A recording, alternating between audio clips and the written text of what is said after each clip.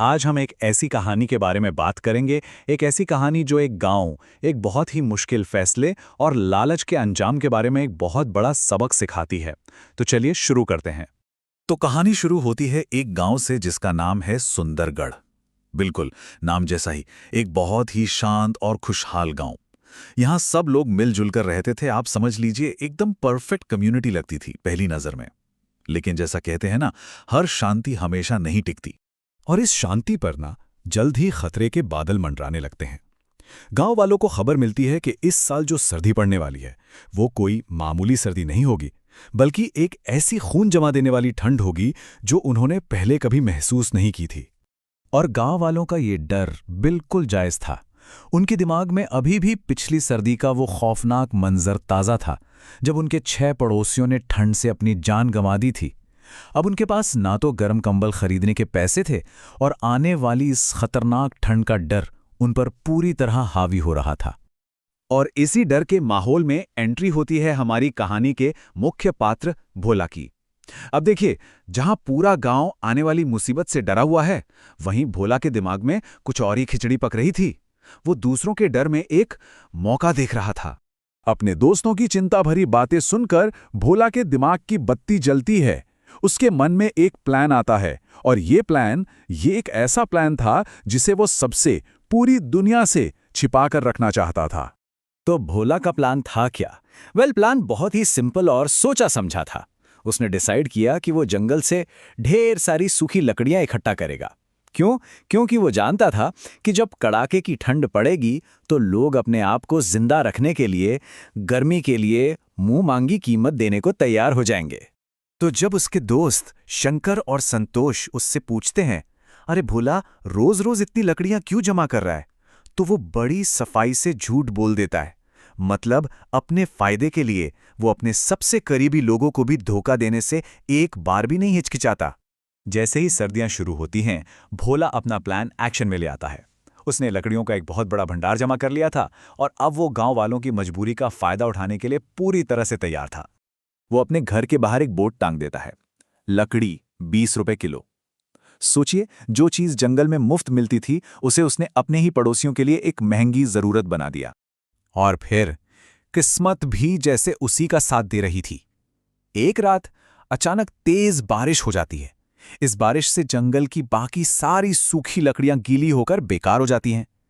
बस अब पूरे गांव में सूखी लकड़ी का इकलौता जरिया था भोला। मतलब पूरे गांव की जिंदगी और मौत अब उसके हाथों में थी। इस पॉइंट पर उसकी पत्नी शांति उसकी ज़मीर की आवाज़ बनती है। वो उससे मिन्नतें करती है कि लोगों की मजबूरी का गलत फायदा ना उठाए, कीमत वही 20 रुपए ही रखे। भोला के सामने एक साफ साफ नैतिक विकल्प था। लेकिन भोला अपनी पत्नी की एक नहीं सुनता। वो लालच को चुनता है। बिना एक पल सोचे वो कीमत 20 रुपए से सीधा 50 रुपए प्रति किलो कर देता है। वो जानता था अब गांव वालों के पास कोई और रास्ता ही नहीं बचा है। अब पैसा तो आ ही रहा था, लेकिन पैसे के साथ साथ भोला के अंदर अहंकार भी आ गया था। और जल्द ही उसके इस नए घमंड का असली इम्तिहान होता है, जब एक ठंड से कांपती हुई बूढ़ी औरत मदद के लिए उसके दरवाजे पर दस्तक देती है। वो औरत उससे थोड़ी सी लकड़ी की भीख मांगती है। कहती है, बेटा थोड़ी लकड़ी दे दे, अगर तूने नहीं दी ना तो शायद मैं इस ठंड में जिंदा नहीं बच पाऊंगी। उसके पास पैसे नहीं थे, लेकिन जिंदा रहने के लिए गर्मी की सख्त जरूरत थी। उसकी आवाज में बेबसी साफ छिलक रही थी। लेकिन भोला का जवाब सुनकर रूह कांप जाए। एकदम पत्थर दिल हो चुका था वो कहता है, मुझे तुम्हारे मुफ्त के आशीर्वाद नहीं चाहिए। पैसे हैं तो लकड़ी ले जाओ, वरना यहां से जा सकती हो। उसने उस लाचार औरत को खाली हाथ लौटा दिया।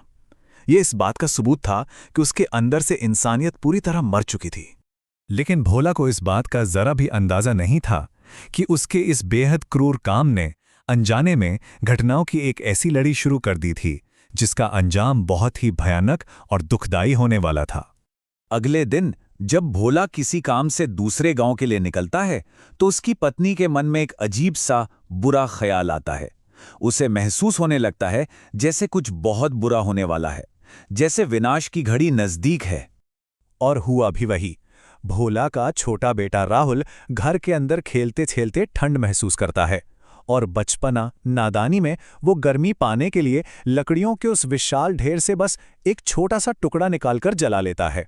और बस लकड़ियां इतनी ज्यादा सूखी थीं कि पलक झपकते ही पूरे ढेर ने आग पकड़ ली और उनका पूरा घर आग की लपटों में घिल गया। जब घर जल रहा था तो कोई भी गांव वाला उस आग को बुझाने के लिए आगे नहीं आया, एक भी नहीं। भोला ने अपने लालच और घमंड से अपने ही लोगों को खुद से इतना दूर कर दिया था कि उसकी सबसे बड़ी जरूरत के वक्त किसी ने उसकी मदद नहीं की। और आयरनी देखिए, किस्मत का खेल देखिए। जिस लकड़ी को उसने दूसरों को तड़पाने के लिए, उनसे पैसा ऐंठने के लिए जमा किया था, वही लकड़ी उसके अपने विनाश का, उसके बर्बादी का कारण बनी। उस आग ने ना सिर्फ उसका घर और सारा पैसा जलाकर राख कर दिया, बल्कि उसके इकलौते बेटे की भी जान ले ली। जब भोला घर वापस लौटता है और अपनी आंखों के सामने सब कुछ राख में तब्दील हुआ पाता है, तब उसे अपनी गलती का एहसास होता है। ये कहानी सिर्फ एक कहानी नहीं है, इससे एक बहुत गहरा सबक मिलता है। भोला के इस पूरी कहानी का सबक, उसका मॉरल एक शब्द में साफ हो जाता है: अहंकार, घमंड। उसका पतन, उसकी बर्बादी उसके घमंड और लालच की वजह से हुई। एक ऐसी कमी जिसने उसे यह विश्वास दिला दिया था कि वो अपने किए हुए कर्मों के फल से बच सकता है। और ये कहानी हमें एक बहुत ही गहरे सवाल के साथ छोड़ जाती है कि जब कोई इंसान अपने पूरे समाज, अपनी कम्युनिटी की भलाई को नजरअंदाज करके सिर्फ और सिर्फ अपने फायदे के बारे में सोचता है, तो उसकी असली कीमत क्या होती है? भोला के केस में वो कीमत थी उसका सब कुछ।